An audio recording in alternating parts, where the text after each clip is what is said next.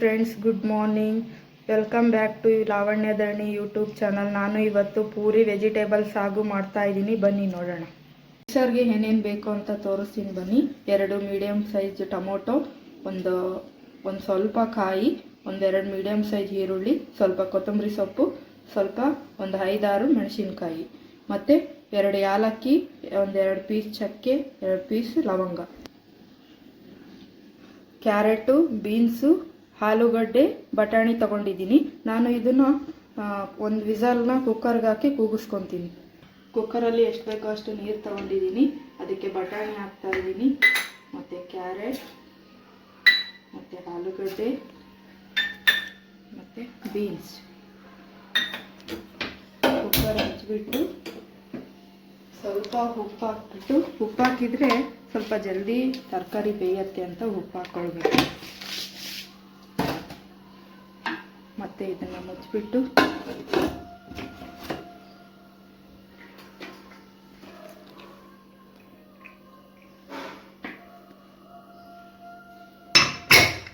ಒಂದು ವಿಸಲ್ ಬಂದಮೇಲೆ ಆಫ್ ಮಾಡಬೇಕು. ನೋಡಿ, ಮಿಕ್ಸರ್ಗೆ ರುಬ್ಕೊಳ್ಳೋಕ್ಕೆ ಮೆಣಸಿನ್ಕಾಯಿ ಹಾಕ್ತಾಯಿದ್ದೀನಿ, ಟೊಮೊಟೊ, ಏಲಕ್ಕಿ, ಚಕ್ಕೆ, ಲವಂಗ, ಸ್ವಲ್ಪ ಕಾಯಿ, 2 ಈರುಳ್ಳಿ, ಒಂದು ಅರ್ಧ ಕಟ್ಟಷ್ಟು ಕೊತ್ತಂಬರಿ ಸೊಪ್ಪು. ಇದನ್ನು ಹಾಕಿಬಿಟ್ಟು ನೈಸಾಗಿ ರುಬ್ಕೋಬೇಕು.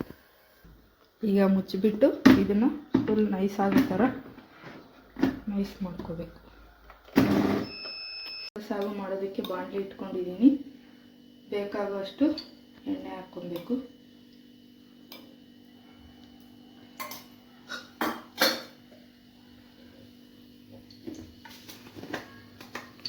ಮತ್ತು ಸ್ವಲ್ಪ ಸಾಸಿವೆ, ಜೀರಿಗೆ,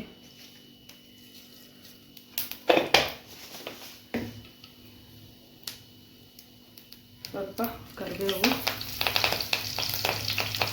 ಒಂದು ಮೀಡಿಯಮ್ ಸೈಜ್ ಈರುಳ್ಳಿ ಒಗ್ಗರಣೆಗೆ. ಒಗ್ಗರಣೆ ಹಾಕ್ಕೊಂಡ್ರೆ ತುಂಬ ಚೆನ್ನಾಗಿರುತ್ತೆ. ಒಂದು ಟೊಮೊಟೊ, ಇದನ್ನು ಹಾಕ್ಬಿಟ್ಟು ಚೆನ್ನಾಗಿ ಫ್ರೈ ಮಾಡ್ಕೋಬೇಕು.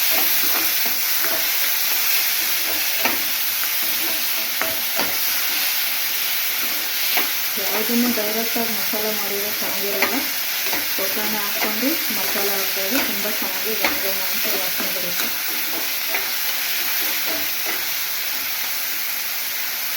ಸ್ವಲ್ಪ ಅರಶಿನ ಪುಡಿ ಹಾಕೋಣ.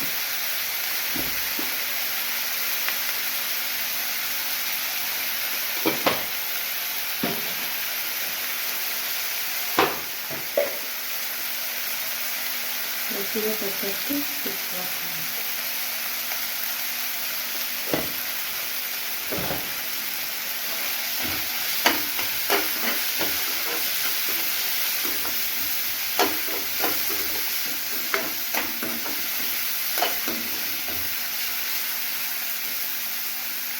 ಸ್ವಲ್ಪ ಚೆನ್ನಾಗಿ ಫ್ರೈ ಆಗಬೇಕು ಒಗ್ಗರಣೆ.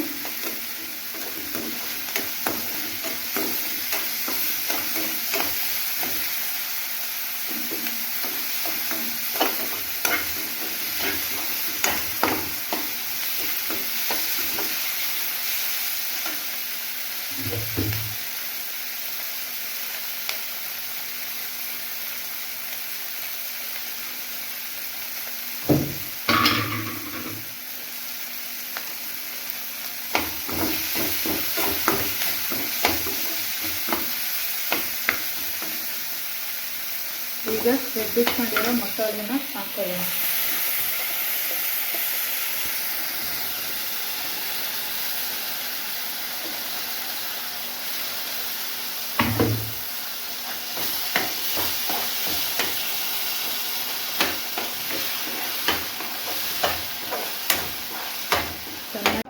ನೋಡಿ, ಚೆನ್ನಾಗಿ ಫ್ರೈ ಆಗ್ತಾ ಇದೆ, ಎಣ್ಣೆ ಬಿಟ್ಕೊತಾ ಇದೆ. ಈ ಥರ ಎಣ್ಣೆ ಬಿಟ್ಕೋಬೇಕು. ಸ್ವಲ್ಪ ಗಟ್ಟಿ ಅನ್ನಿಸ್ತು ಅಂದರೆ ಸ್ವಲ್ಪ ನೀರು ಆ್ಯಡ್ ಮಾಡ್ಕೋಬೇಕು. ಈ ಥರ ಕುದಿತಾ ಕುದಿತಾ ಗಟ್ಟಿ ಆಗುತ್ತೆ. ಸ್ವಲ್ಪ ನೀರು ಆ್ಯಡ್ ಮಾಡಿಕೊಂಡ್ರೆ ಚೆನ್ನಾಗಿರುತ್ತೆ. ಮತ್ತು ಬೇಯಿಸಿಟ್ಕೊಂಡಿರೋ ತರಕಾರಿನ ನಾನು ಆ್ಯಡ್ ಮಾಡ್ತಾಯಿದ್ದೀನಿ.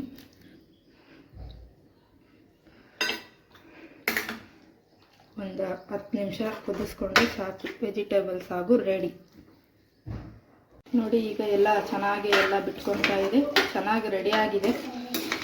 ಇದಕ್ಕೆ ಸ್ವಲ್ಪ ಈಗ ಎಲ್ಲ ಚೆನ್ನಾಗಿ ಮಸಾಲೆ ವಾಸನೆ ಹೋಗೋ ಥರ ನಾನು ಕುದಿಸ್ಕೊಂಡಿದ್ದೀನಿ. ಈಗ ಲಾಸ್ಟಿಗೆ ಸ್ವಲ್ಪ ಕೊತ್ತಂಬರಿ ಸೊಪ್ಪು ಹಾಕ್ತಾಯಿದ್ದೀನಿ. ಕೊತ್ತಂಬರಿ ಸೊಪ್ಪು ಹಾಕ್ಬಿಟ್ಟು ಒಂದು 2 ನಿಮಿಷ 3 ನಿಮಿಷ ಮುಚ್ಚಿಟ್ಬಿಟ್ಟು ಸ್ವಲ್ಪ ಎಣ್ಣೆ ಬಿಟ್ಕೊಳ್ಳೋವರೆಗೂ ಕುದಿಸ್ಕೊಳ್ಳೋಣ.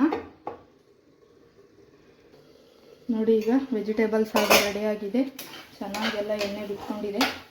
ಈಗ ವೆಜಿಟೇಬಲ್ ಸಾಗು ರೆಡಿಯಾಗಿದೆ. ಇದನ್ನು ಸೈಡಲ್ಲಿ ಇಟ್ಕೊಂಡು ಅಷ್ಟು ಪೂರಿ ಹಿಟ್ಟನ್ನು ರೆಡಿಯಾಗಿ ಕಲಸಿಟ್ಕೊಂಡಿದ್ದೀನಿ. ಈಗ ಬಾಣಲಿಯಲ್ಲಿ ಎಣ್ಣೆ ಹಾಕಿ ಇಟ್ಕೊಂಡಿದ್ದೀನಿ.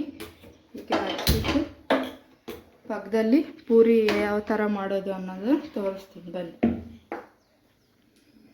ಈಗ ಪೂರಿ ಹಿಟ್ಟನ್ನ ತೊಗೊತಾ ಇದ್ದೀನಿ. ಯಾವ ಥರ ಜಲ್ದಿ ಈಸಿಯಾಗಿ ಪೂರಿನ ಮಾಡ್ಬೋದು, ಮಕ್ಕಳಿಗೆ ಲೇಟ್ ಆಗುತ್ತೆ ಸ್ಕೂಲಿಗೆ ಹೊರಡೋಕ್ಕೆ, ಯಾವ ಥರ ಈಸಿಯಾಗಿ ಮಾಡೋದು ಅನ್ನೋದನ್ನು ನಾನು ತೋರಿಸ್ತೀನಿ.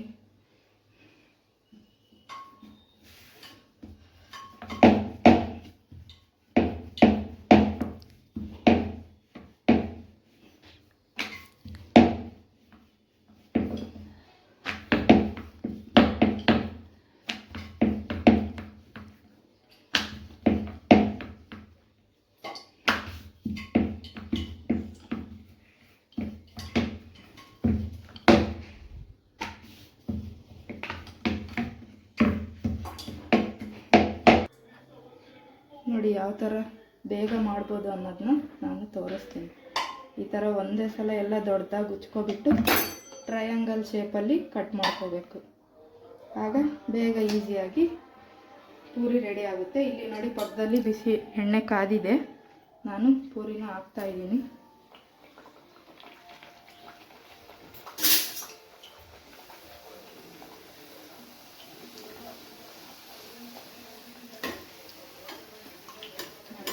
ಚೆನ್ನಾಗಿ ಬಬಲ್ಸ್ ಬರ್ತಾ ಇದೆ ಪೂರಿ.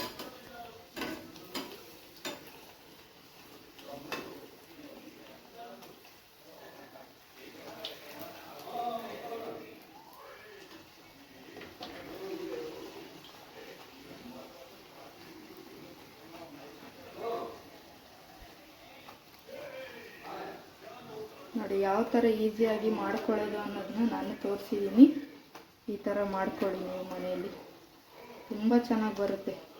ಹಾಗೆ ಈಸಿಯಾಗೂ ಮಾಡ್ಬೋದು. ಒಂದೊಂದೇ ಉಚ್ಕೊಂಡು ಕೂತ್ಕೊಂಡ್ರೆ ಆಗಲ್ಲ, ತುಂಬ ಲೇಟ್ ಆಗಿಬಿಡುತ್ತೆ. ಈ ಥರ ಮಾಡ್ಕೊಳ್ಳಿ, ಟ್ರೈ ಮಾಡಿ, ಚೆನ್ನಾಗಿ ಬರುತ್ತೆ.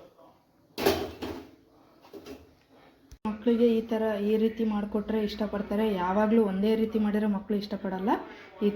ಈ ರೀತಿ ಟ್ರಯಾಂಗಲ್ ಶೇಪಲ್ಲಿ ಮಾಡಿಕೊಟ್ರೆ ಮಕ್ಕಳು ತುಂಬ ಇಷ್ಟಪಡ್ತಾರೆ. ಈಗ ಪೂರಿ ರೆಡಿ ಆಗಿದೆ, ಸಾಗು ಹಾಕಿ ಕೊಡ್ತಾಯಿದ್ದೀನಿ.